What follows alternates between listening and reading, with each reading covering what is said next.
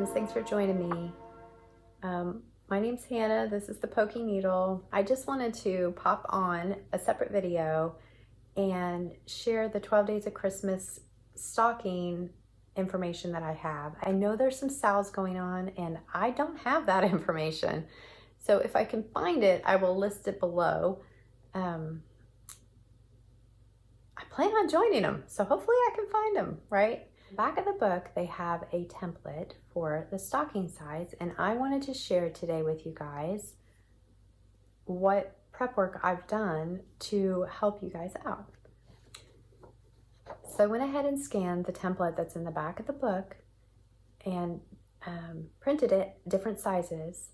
And then on my fabric, I went ahead and stitched the outline of one of the days. I was trying to get one of the wider days to cover all the bits and then overlay that on my light box to figure out which size we need for the stockings.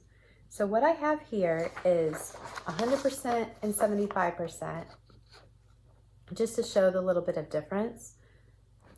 Okay, so with that being said, what I've figured out is that the stocking at 100% is for 14 count Aida or 28 count. At 95% is for 16 count or 32 count. At 85% works for 36 count or, 18 count or 36 count.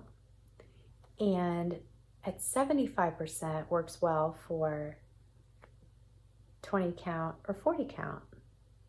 So the only variation that I had was the 95% you might want to do at 96%. But I also have to say, check your printer. Now when I checked these, I checked it let me pull them up and I'll show you. Okay, so I wanted to show you guys, I don't know if I can get them all in my hand, but I went ahead and stitched them on the outline. I did one and then I went ahead and did them all. Yeah, I can't get them all in there. So this is, I'll just show you the largest and the smallest, I guess. This is 28 count and this is on 40 count. So I went off of day 8, seemed to be the widest, and then dipped around some of the other ones. So it doesn't follow any one stocking, but I was trying to get the widest bits to see what fit on the template. And then I wasn't even going to do the 14th count, and I thought, well, I kind of need a baseline for where their margins are.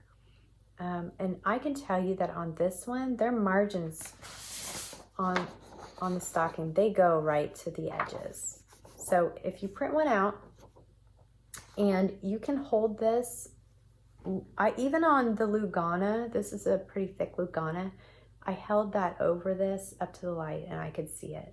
The other thing you can do is you could always cut the inside of your stocking out and kind of make a window to put over your stitching to make sure it's the right size before you use the template. So you have that option as well. And it's a stocking, so it's going to be beautiful no matter what you do. So I wanted to talk a little bit more about my fabric options, and if all you needed was the logistics on cutting out your stocking, then thanks for dropping by. I went ahead, oh, one more thing. I wanted to show you guys the light box that I used. Now I grew up using light boxes that would heat up and were dangerous and everything else. And this thing is light and thin. It has a little plug on the side that plugs in, and then there's your power button. And it was about $20 on Amazon, and I really like it. And one thing I noted was that I didn't have it on for a very long time, but it stayed cool. So you could put it on your lap under your stitching and try that out too. It did work when I put the fabric on my lap, and I think you could use it for that. So I will link this down below if anybody's interested Okay, so I wanted to share my fabric choices with you guys because I bought black and I thought I was all gung-ho, want to stitch this, and I thought, what if I don't want to stitch it on black? I hadn't thought of that. So I went ahead and purchased some little sample pieces, you know, the $5 pieces, to see the different colors because I didn't want to invest and then it be something I was not happy with. So I know for me, I believe you need, I guess it depends on what size, but when I figured them out, I needed a fat eighth and a fat half. So like 3/4 of a yard to stitch them all. Now you know, for everybody, it's going to be a little different and your fabric's size is going to make it different. So if you're stitching on 40, you probably need half as much or whatever, you know, 25% less fabric according to the pattern. Okay, now I wanted to look at the fabric colors because I stitched these on the count. I didn't even obviously care what colors I stitched it on. So this has nothing to do with stockings, right? So I went ahead at 1, 2, 3 stitch and picked up $5, you know, pieces of fabric to try them out because I was not sure. I'm still not sure exactly what I'm gonna land on. And the one thing that I didn't know was in my cart, I honestly don't know how this ended up there, but it did, and it is, and that is Charlotte's Pink by Week Star Works. And then I started thinking, well, pink stocking would be cute if that's like your style. So Charlotte's Pink is a contender for some, not I. 2 more colors that are not a neutral that I picked up are Week Dye Works Terracotta and Week Dye Works Aztec Red. So I kind of like this for a more muted, you know, red color, and then the bright red. And I'm not sure, I was looking at, they outlined it in red, and I know there's some red berries, but I bet you could get away with making the background of the stocking red too. So then I was thinking, what about greens?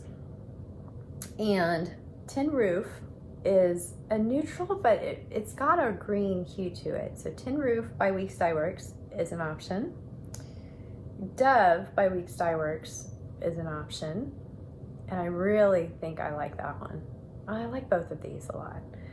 And then this one is blue, well, smoke blue is what it's called, but it's blue, but it's green. Like it just reads neutral to me. So I like all 3 of those. And then into more of the neutrals, because I was trying to come up with something that white would show up on, because, you know, that's gotta happen. So here are 2 more, and these are more yellow, more of a yellow hue. We've got Week Dye Works Straw and what is this? Dirty Linen? Straw and Dirty Linen. So this one is straw and this is dirty linen. So there's those 2. And then these are lighter. You know, for anybody who doesn't like the yellow or browns, I have, this is raw linen and granite. And I could see white working on any of these fabrics. So those were the options that I picked out. I was trying to pick stuff that was in stock, and I was trying to pick stuff, so here's the browns again. And this one I'd say is close to Vintage Country Mocha, but it's darker. And I'll see. I don't know if I can get all these in my hand. Fan them out for you guys. But again, I think white will work on any of these pretty well. Just to give you guys some ideas on something besides black. And I think what I'm going to do is go ahead and pull some floss palettes and see how they work on there. And maybe I'll show that in my next floss tube, which will be here in a couple weeks. Probably when I plan to kick this off. I'm not sure when the SAL started or if it started yet or going to start, but Thanks for checking in with me, guys, and I'll see you next time. Happy stitching.